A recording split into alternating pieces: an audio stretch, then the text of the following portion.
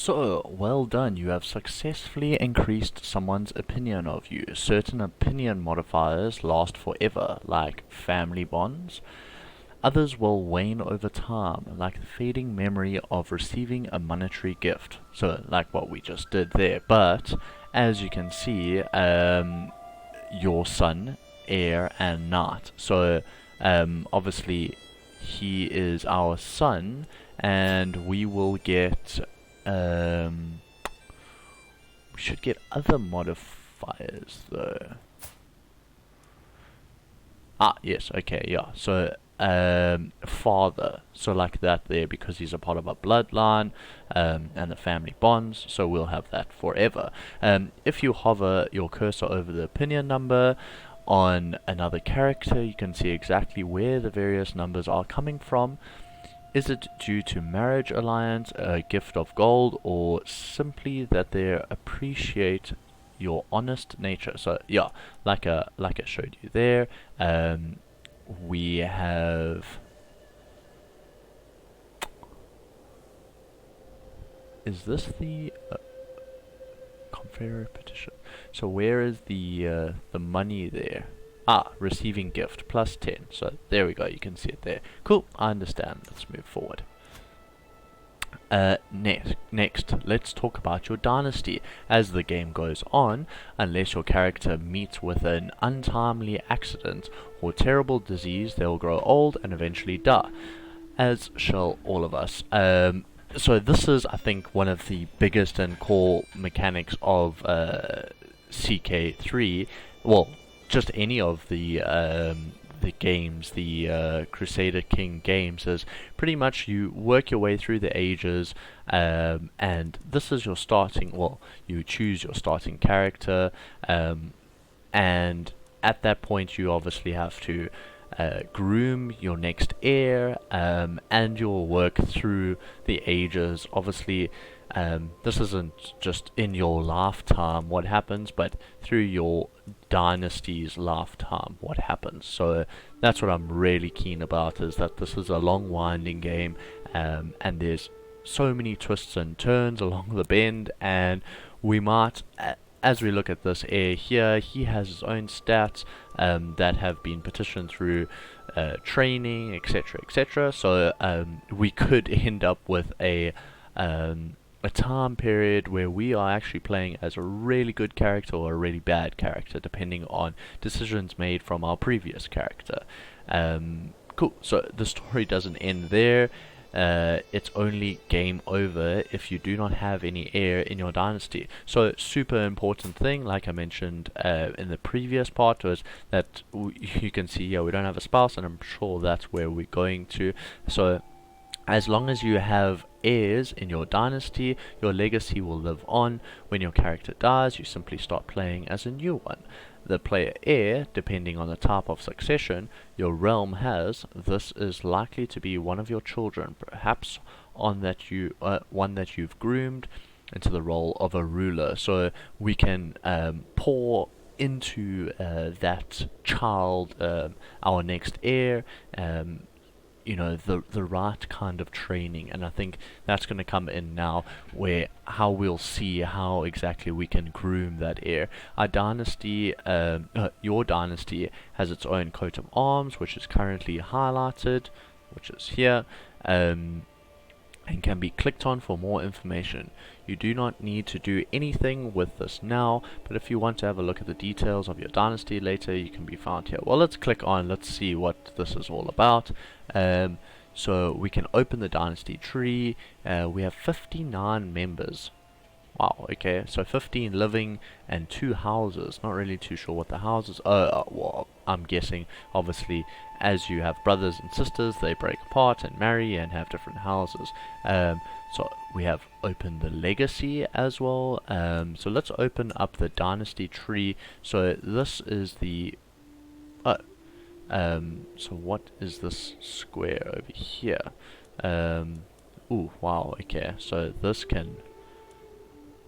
this really goes in quite deep.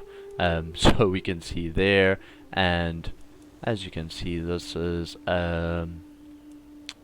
that's our brothers, and our sister, who is, I'm guessing because she's grayed out, died. So we can see our tree over here, and at this present time we don't actually have a wife to provide us more children, but this will grow. So let's move out of that, but I do want to see what was open legacies. Okay, so this is going to be passed on and down, and so we'll probably get to that at a later stage, so let's not go into that too far. Let's go next and let's see what we have going on. Succession laws determine how all titles and resources are divided between heirs when a character dies. You currently only have one heir, but let's take a look anyway. So obviously, the succession laws permit what gets passed on and inherited to your heirs. And obviously, if we have more heirs, then it'll get split in and amongst all of them. So in some cases, when you take over a new character, you may even find that they are responsible for untimely demise of your previous ruler. What? Even find that they are responsible for that. Oh, okay.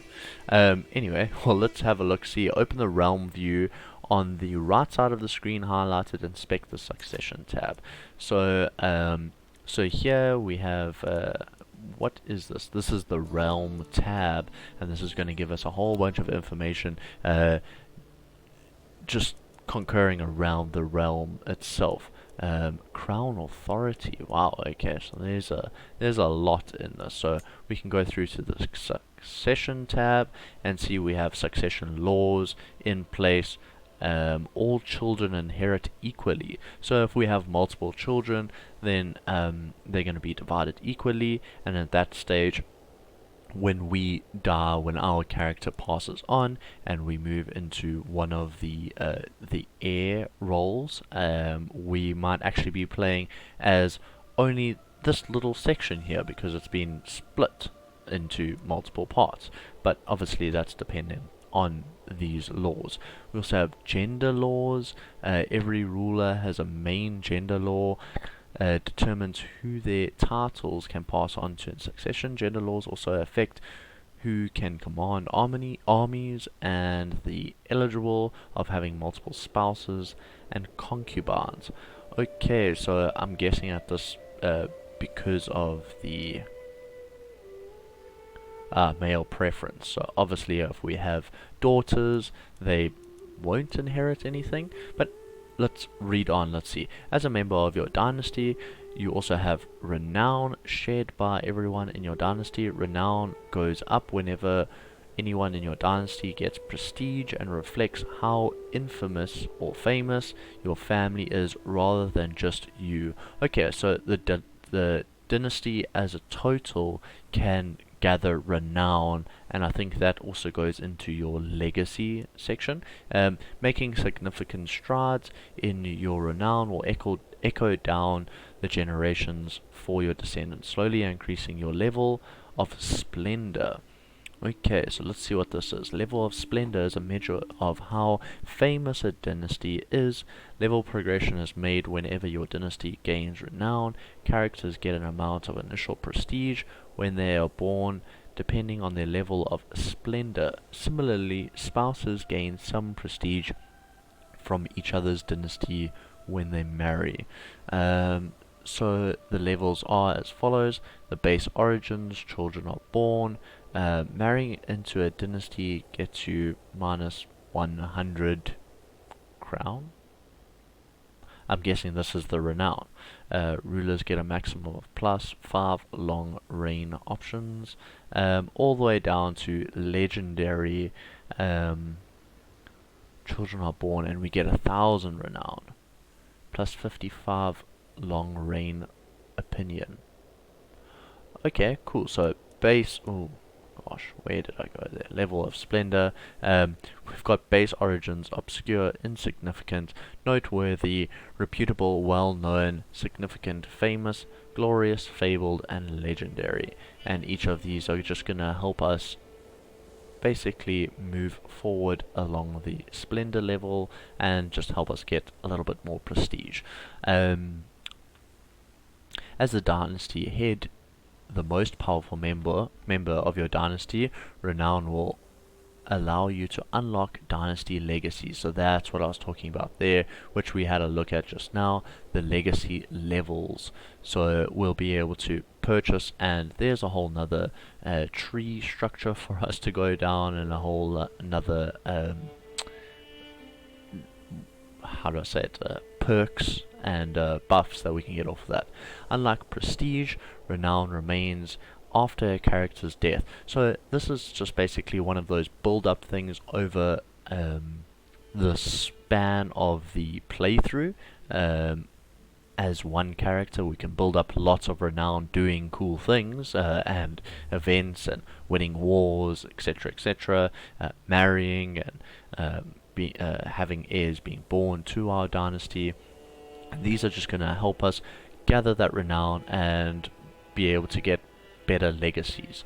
Cool. To view the dynasty legacy of a dynasty, click on your or someone else's dynasty's shield.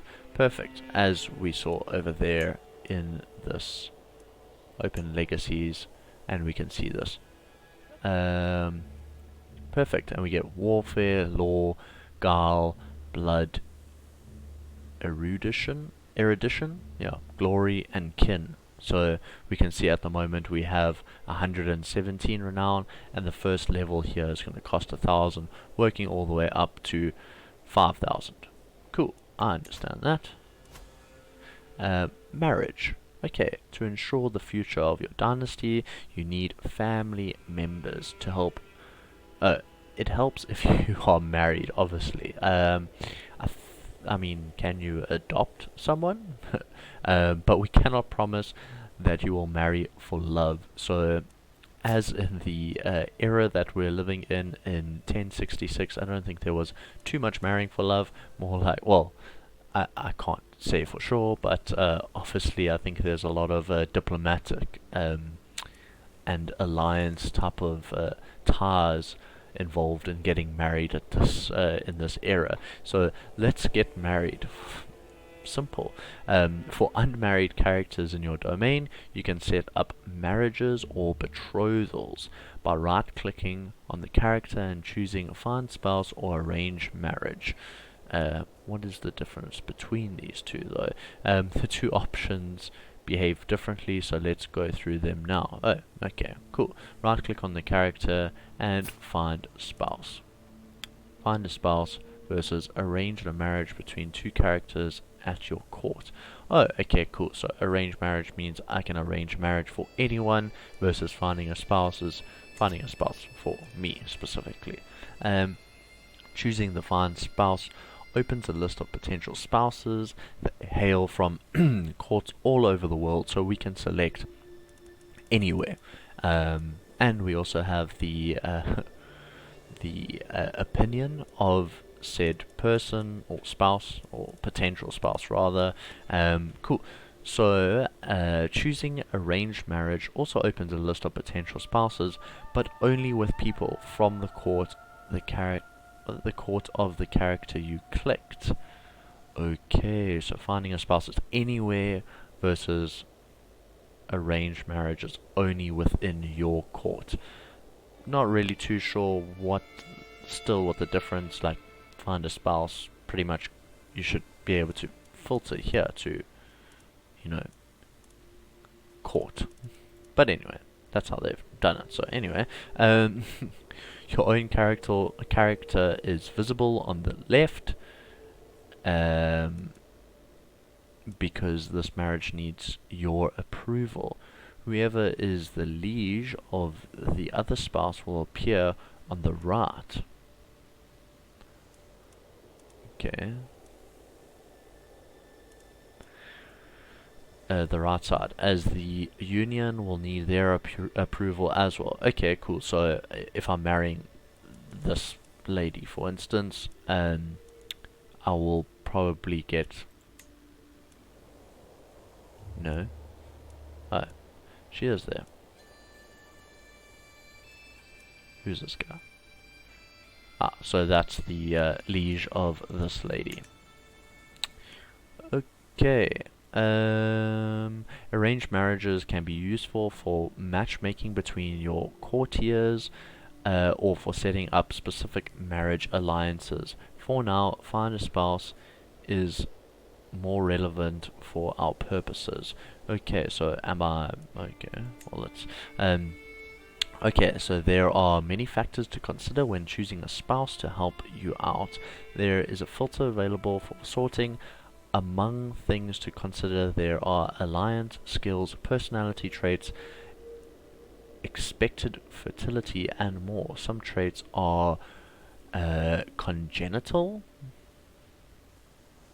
Certain traits are congenital and can be inherited by offspring.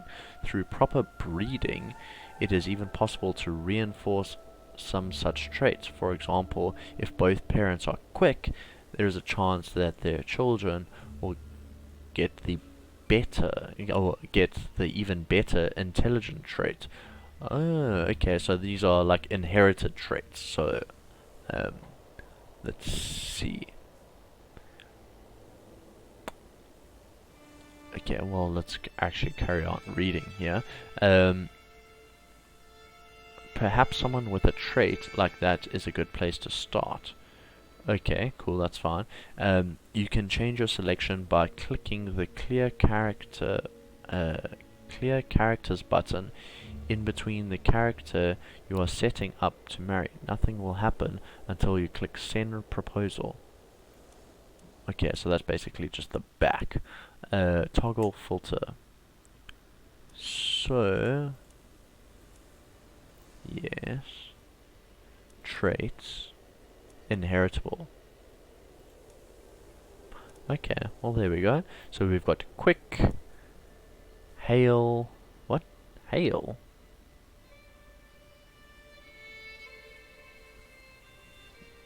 Prowess, okay, small boost to health, attraction opinion, okay, cool.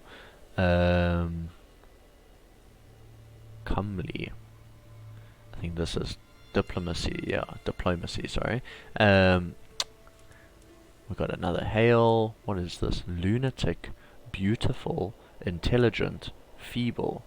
Oof, there's too good and too bad. What do we have here? We have pretty. So that's beautiful. So I'm guessing this is the same. You've got physical trait there, but this looks as though it's better. So we've got quick with 1 candle, and then we've got intelligent with 3 candles. Intelligent. Amazonian. Wow, okay. Can we also filter by age? Ooh, okay, we've got a 10-year-old, definitely not good for us. What is this? Comely. Oh, okay, so it's the flower, but it's, I'm guessing, the lowest form of that. Well, what age are we? We're finished with that. We're 39, so let's look for someone young, but what is this? Fecund. Fusend. Extra fertility. Okay, I like that, I like that. We also need to check these traits here. That's pretty good.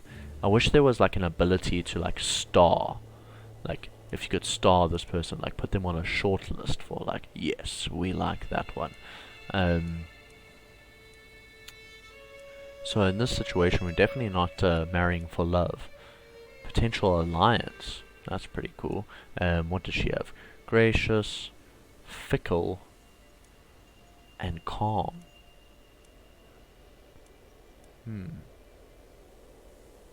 Also pretty good. Scaly. Okay, that's weird. Okay, we've got a couple things here. Arrogant, paranoid, lazy. Oh, okay, that's well, let's just look for some really good. I don't know, what does Amazonian? Huge boost to health. what does she have here? Greedy, calm, and gregarious. Oh, she's pretty. She's got temperate, cynical.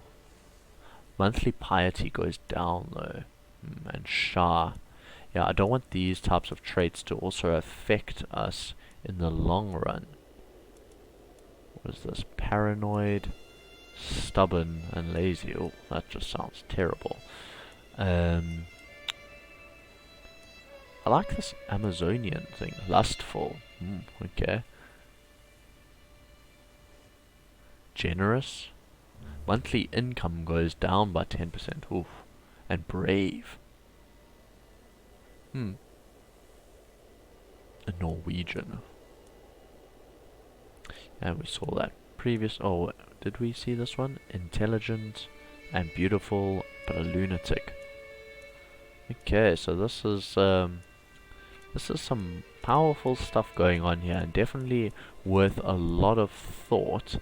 And I think we'll definitely go a lot more into that at a point when we are starting to play the game on a lot more. So here we actually get minus prestige, but it's not renown though. So we get minus and they get, but we get alliances. We'll accept. And does that mean that his... Okay, well let's send proposal. Or should we say next and see? Yeah. Okay, cool. When you have selected 2 people for your marriage, you are presented with... Oh, okay, and he kind of likes us a little bit as well. Personal diplomacy. Sorry, getting distracted there. You're presented with details of the union along with additional options such as having the marriage be matrilineal. In the matrilineal marriage, children will be born into their mother's house instead of their father's. No, we want them in ours. Okay. If you are happy with the marriage, go ahead and send an offer. When playing this action will take a few days, but we'll make it work instantly this time. So just this time around. Okay, well let's accept. What's a hook? A hook is a general term for a relationship between characters where one can get the other to do their will.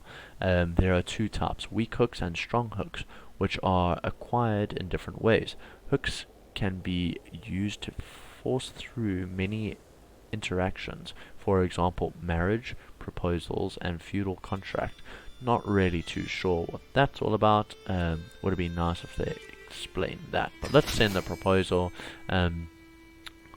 Gladly accept your marriage proposal. You will be joined by my sister. I suppose I should have read out her name. Hey, here I'm just reading names off a list, but looking at stats only. Okay, well, anyway, he's accepted. Excellent, awesome. I'm pumped. Excellent. May you live long and happily together. For this tutorial, we recommend that you use find spouse for your son as well. Okay. As soon as your son is married, you can start producing members of your family and heirs to the realm that are in your dynasty. Okay, cool. So they're pretty much saying like, get 1 kid and then get him to... okay, I was about to say. There's nothing actually even there. Cool, I understand. So let's... Family is important. The player heir will always come from your dynasty and most often from your house. In the future, it won't hurt to keep an eye on your family and their line of succession. Depending on their succession laws, you might end up inheriting titles along with land and vassals from your relatives. Perfect. Not everyone in your dynasty will be landowners, but every plot of land on the map has an owner. Sometimes the owner is you, sometimes it's one of your vassals, and sometimes it's another realm entirely, many of whom also have or are vassals. Okay. Most titles are structured together in a pyramid-like fashion, using using title tier.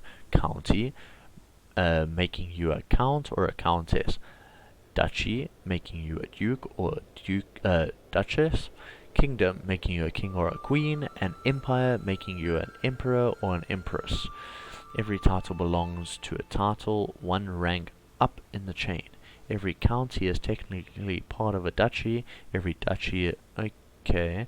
They don't talk about barons, I think it was. Yeah, okay. Every tier belongs to a title one rank up the chain. Every county is technically part of a duchy. Every duchy is technically part of a kingdom, and every kingdom is technically part of an empire. Note there are many dynamic names for these titles as well.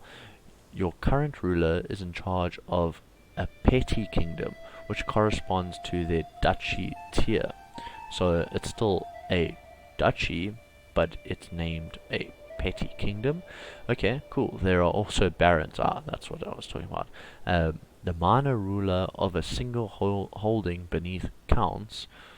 These characters are generally quite minor and unplayable. You do have one. The mayor of Innis. So where is Innis?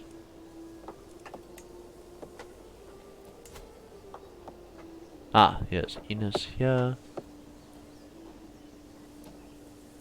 So at this point we do have a baron. Your steward and vassal. And that's this guy. He's got a stupid hat on. But anyway. This is him. He is the mayor of Innis. Cool. Let's move on. De jure titles. Okay. We say technically because Crusader Kings lets you play with with history. There's no way to guarantee that a king is actually in charge of all their titles, and his kingdom is supposed to be to contain within its borders. We call this title hierarchy de jure. And if the structure has been broken, it is often possible to declare war over such territories. If you switch to the duchy title maps mode, you can see that as a ruler of the Duchy of Munster, the county of Desmond should legally be part of your realm. So let's see, this is now the filters for the map, and we're going through to the duchy title. So this is technically, how do I, okay, so simple. So right now we're in the petty kingdom of Munster, but de jure, by right, the whole area over here is actually, in inverted commas, well, it is Munster, and this is the de jure right. So we technically have right, I think, and we can therefore go to war with them as to de jure to claim Desmond as a part of the Munster title. Okay, the different map modes can help you give an overview of the de jure title structure of the world. So let's just see if there are any other changes that we can see. So yeah, this Conyot over here, probably butchering that name, but we can see that it's actually this whole area over here.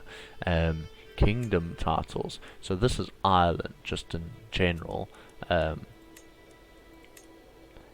Empire. And this is the Empire of Britannia. Faiths, so we can see across the map, we're all Catholic over there.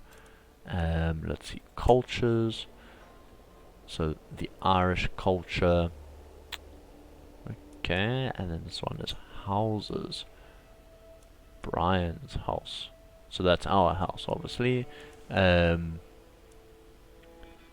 Hmm. Of Godwin. Okay. And then this is just the normal. Cool, I understand. The de jure title of Munster consists of 3 counties. Their names should be visible on the map.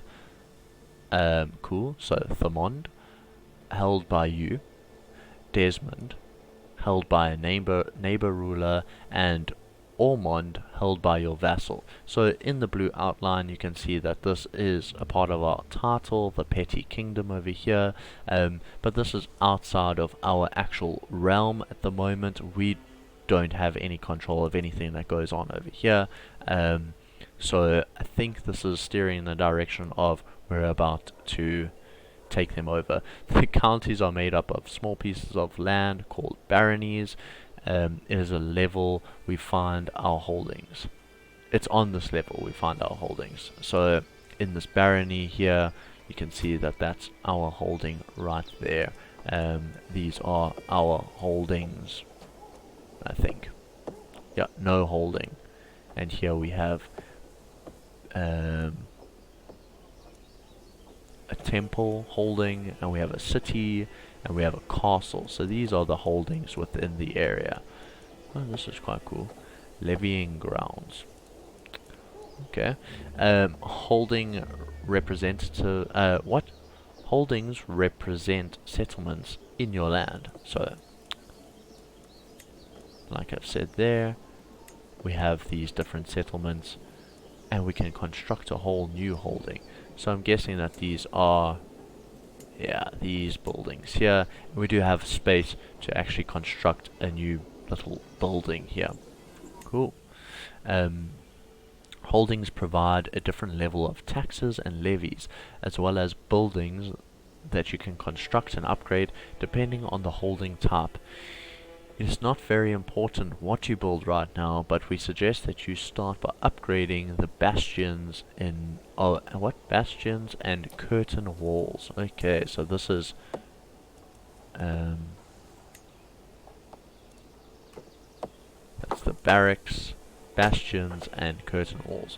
So we can see that we're on bastion and curtain wall. The first step for a respectable fortification is to the erection of bastions and curtain walls.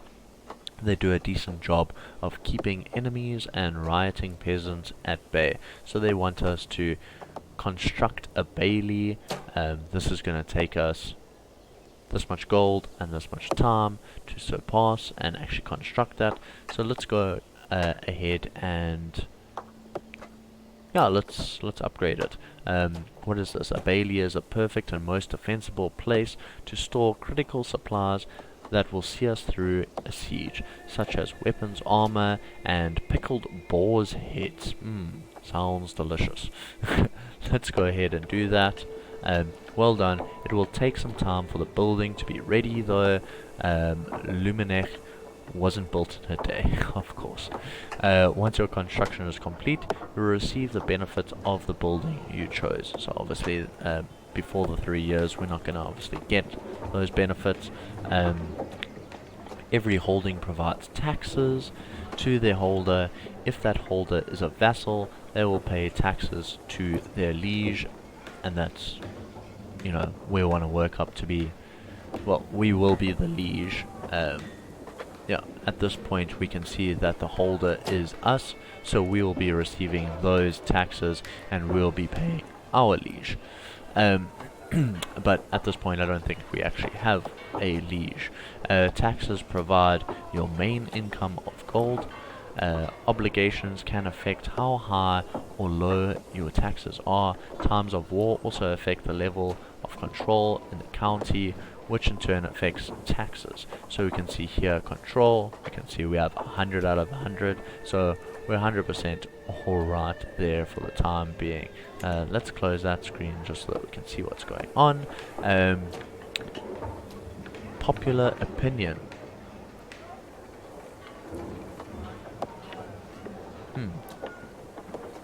Culture represents the language and customs of a character or county. characters of a different culture will have lower opinions of each other. Each culture belongs to a larger culture group. Cultures in the same group are considered closer to each other compared to cultures outside of the group. So is culture 0 a good thing to have then, or are we wanting to have a higher? Here we can see the taxes that they've been talking about in the tutorial screen there. Taxes are the most important monthly source of gold. Income for rulers. Let's get out of that because that's making a noise. Every holding a ruler has provided them with some domain taxes every month. In addition, most vassals have an obligation to pay a portion of their collected taxes to their liege in the form of liege tax. Perfect. Completely understandable, and that's how the hierarchy chain works. So we can see, okay, as a ruler, you are likely to be the liege of at least one vassal. These are rulers within your realm who have sworn fealty to you. Vassals supply you with money, taxes, and soldiers, levies.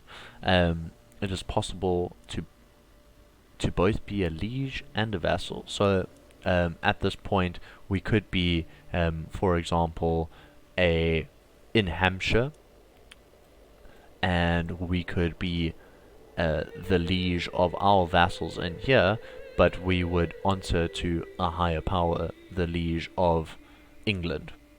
Well, the King of England, which would be our liege, as far as I'm aware. Not what I wanted to click on. As I was going to say before, actually, there's the amount of income that we're going to be getting from this holding per se, and you can see here at the top we have domain as 1.8, the barony of Luminic. Okay, but why? Oh, okay, I get it. So within here, this one is getting 0. So how come we're not getting?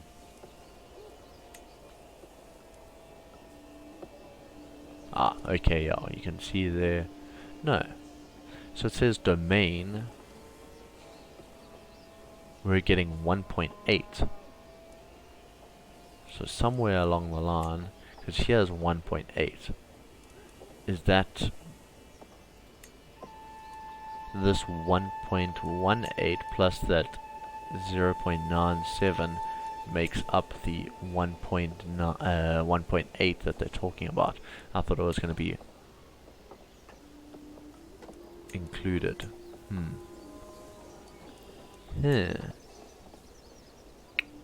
Okay. Anyway, vassals supply you with money, taxes, and soldiers' levies. It is okay, cool. So open the realm view on the right hand side of the screen, highlighted. Inspect the vassals tab. So we've been here. We looked at the successions previously. Now we're going to be looking at the vassals, and these are the people that have sworn fealty to us specifically, and they have their own holdings as such, and they look after their own land. So that's vassal tax there. We can see there is the 0.6 that is coming in from them. Okay, here's a list of your current vassals, along with some additional information about them. At the top of the list is the ruler of Ormond, whose land you can see on the map. So that's this guy here.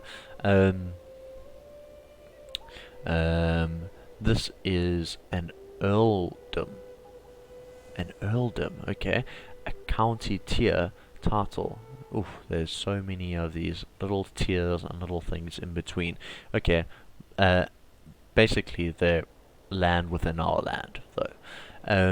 Go here for an overview of things such as your vassals, current opinion of you, whether they are considering a powerful vassal, whether they are considered a powerful vassal or not, and the level of taxes and levies they are currently providing you with.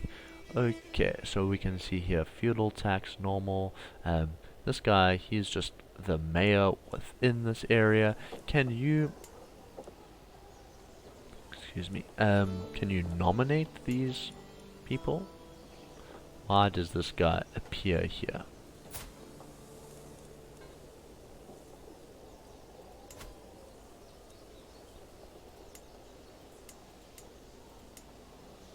I'm not too sure why this guy actually appears here. But he is a powerful vassal, and he doesn't actually pay us any he pays us... What? This guy pays us 0.4, but this guy who controls this realm over here, who's a powerful vassal, pays us 0.1. He's paying us way too little. He is supplying us a lot of levy SARS though, 60 out of our 970. So we're definitely we're the one that's doing all the hard work here.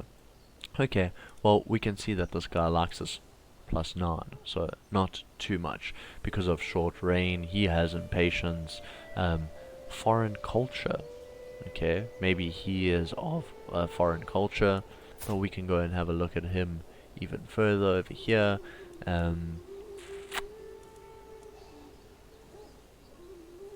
Yeah, he's Norwegian, so that's why. Okay, let's see. It's worthwhile keeping your vassals happy. It keeps them out of schemes and factions against you. No matter how mighty of a ruler your character is, if your realm unites against you, either to depose you through war or just to murder. Eyeball.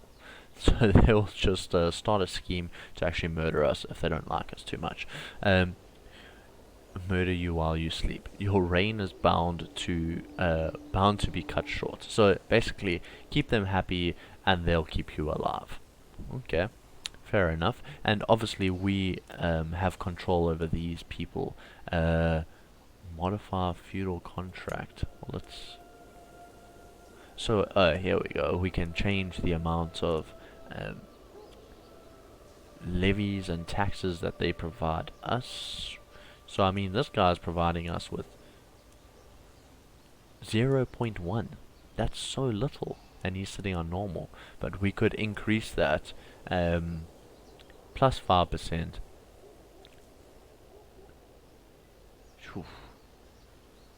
Okay. There's lots of little things going on here.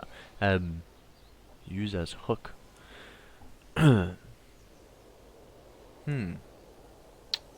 Can we fire him, so to say? If you guys know, you can let me know down in the comment section below. Keen to find that out.